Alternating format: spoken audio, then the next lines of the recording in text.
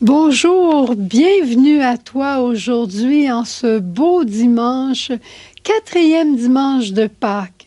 Dimanche qu'on appelle aussi, non le dimanche de la brebis, le dimanche du bon pasteur.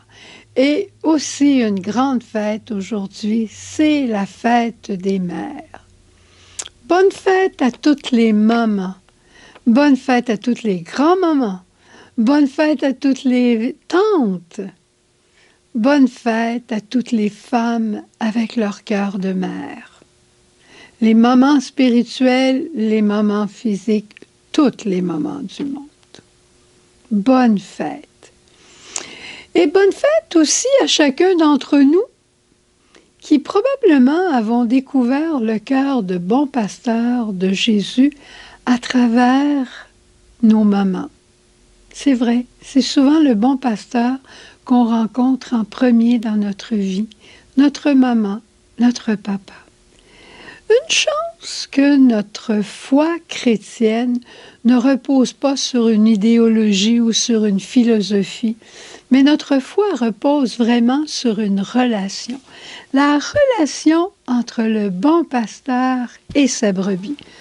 S'il y a des jeunes qui sont à l'écoute, ils vont certainement me dire « Cette brebis, elle doit s'appeler Blanquita, alors on va l'appeler Blanquita. » Blanquita, c'était la petite brebis qui n'était pas très obéissante, mais sa chance, c'était d'avoir Jésus comme bon pasteur.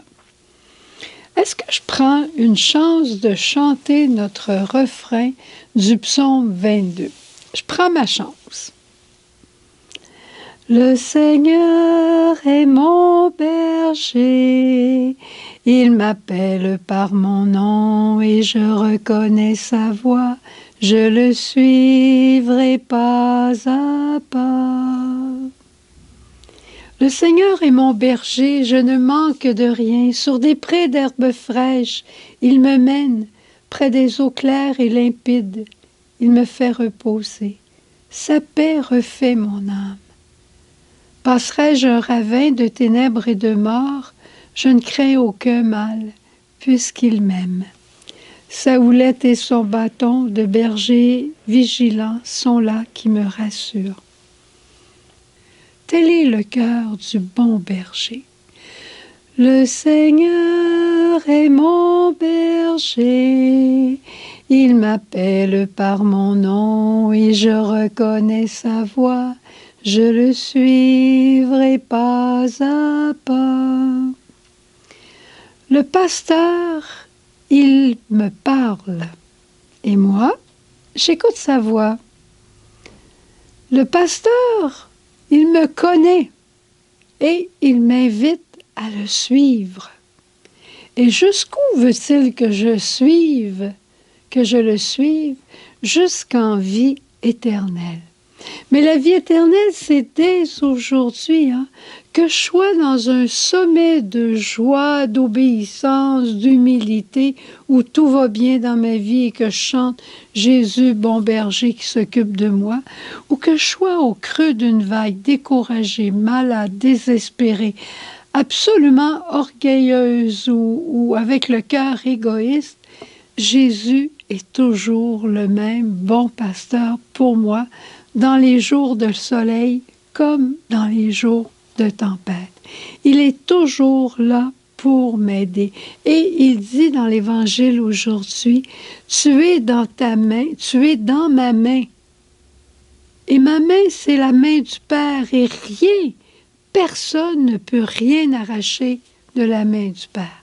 C'est merveilleux, hein? La sécurité que nous apporte le bon pasteur. Et qui est la brebis préférée de Jésus? Blanquita? Elle pourrait s'appeler Michel. Elle pourrait s'appeler Olivette. Elle pourrait s'appeler Françoise. Elle pourrait s'appeler Jacques.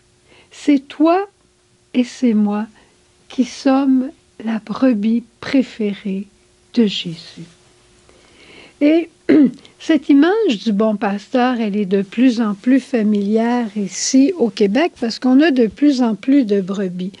Mais moi, j'ai toujours été frappée de voir que Jésus s'annonçant comme bon berger, il fait référence aux brebis, mais il fait référence aussi aux enfants et aux personnes âgées. Une brebis, c'est habituellement frêle. Elle est un peu frileuse, peureuse. La brebis a besoin d'être conduite. Elle ne sait pas nécessairement où elle va aller par elle-même. Un petit enfant d'1 an, c'est pareil. Il faut être bon pasteur avec un petit enfant de 8 ans, avec un petit enfant d'1 an. Pas le temps où il commence à dire non là, quand on veut l'aider, mais un petit enfant qui est tout collé sur son papa, sur sa maman, il a peur pour un rien, pour un tout, pour un rien, mais en même temps très affectueux. Une personne âgée, c'est facile pour moi de parler parce que je suis rendue là, on devient un peu plus fragile, un peu plus craintif. On a besoin des autres un peu plus. C'est pas juste une question de perte cognitive ou pas. L'âge nous conduit à ça. Et Jésus nous rappelle qu'il est ce bon pasteur pour toi et pour moi.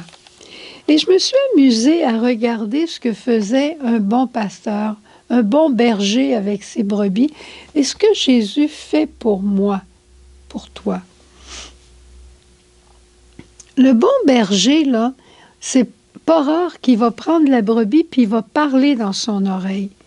Est-ce que le Seigneur ne parle pas des fois à ton cœur, à travers une parole de Dieu, à travers la parole d'un ami, à travers l'Eucharistie, une homélie? Dieu parle à ton âme. Le bon berger, il va nettoyer sa brebis pour qu'elle soit très propre. Vive le sacrement du pardon. Le bon berger, il va remettre sur pied la brebis. Vous savez, moi j'avais lu une histoire sur les brebis, puis on dit que quand une brebis, elle tombe comme ça, si quelqu'un ne vient pas la relever, elle peut mourir comme ça. La brebis, elle n'est pas capable par elle-même de se remettre sur pied. Ça te fait penser à quelqu'un? Quand je tombe dans le péché, est-ce que je n'ai pas besoin d'être relevé? Quand je tombe dans le découragement, est-ce que je n'ai pas besoin d'être relevé? Puis j'étais pour dire, quand je tombe dans l'orgueil, encore pire, j'ai vraiment besoin que l'humilité de Jésus vienne me relever. L'Esprit Saint, qui vient toujours au secours de nos faiblesses, envoyé de Dieu pour prendre notre part. Le berger, il envoie sa brebis dans des verts pâturages. Jésus nous donne son corps et son sang à boire, à manger. Le berger, il veille la nuit. Il est à l'affût de tous les loups, tous ceux qui pourraient vouloir venir y voler des brebis. Et je pensais, le berger veille la nuit. Le berger, Jésus, invente des choses toujours pour venir nous protéger, pour nous donner sa parole, pour s'occuper de nous. Il invente le message lumière. Le berger, en plus des bons pâturages, il envoie toutes ses brebis ensemble paître. Il ne veut pas qu'il y en ait une qui s'en aille tout seul. Tout cet appel que Jésus nous fait à la communion, à l'esprit de famille. Quand une brebis est malade, combien il s'en occupe? Il va veiller sur elle. Il va la soigner. L'onction des malades, pour ceux qui sont malades. Aujourd'hui, qu'est-ce que tu dirais si on prenait la journée simplement pour remercier le bon Dieu d'être sa brebis préférée? Si on remerciait le bon Dieu de nous aimer tellement, qu'il nous a pressés sur son cœur, et en nous pressant sur son cœur, l'eau et le sang ont coulé.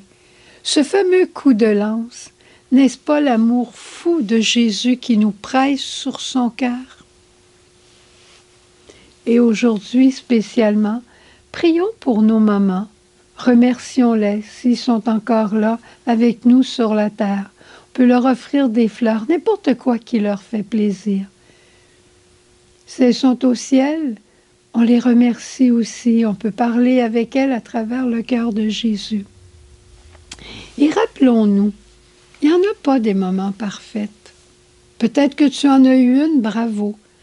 Peut-être que ta maman n'a pas été celle que tu aurais voulu, mais elle a fait tout son possible. Peut-être que toi-même, tu n'as pas été la maman que tu aurais voulu, mais sans doute tu as fait ton possible. Peut-être que tu n'es pas maman physiquement et que ça fait toujours de la peine à ton cœur.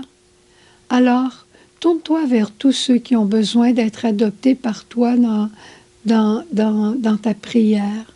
Tous ceux pour qui tu pourrais te sacrifier un peu plus. Tous ceux pour qui tu pourrais donner ta vie. Tu vas voir, ta journée va être belle.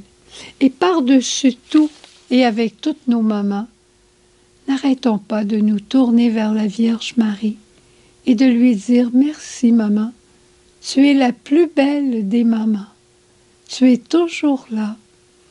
Et c'est toi qui rends mon cœur de femme plus maternel. Merci, Vierge Marie, de me partager ton cœur et d'aimer tous tes enfants dans le monde, surtout ceux qui ont eu de la difficulté avec leur propre maman. Que vos cœurs soient guéris aujourd'hui. Amen. Et rappelle-toi, le Seigneur est ton berger. Jésus, c'est ton berger à toi.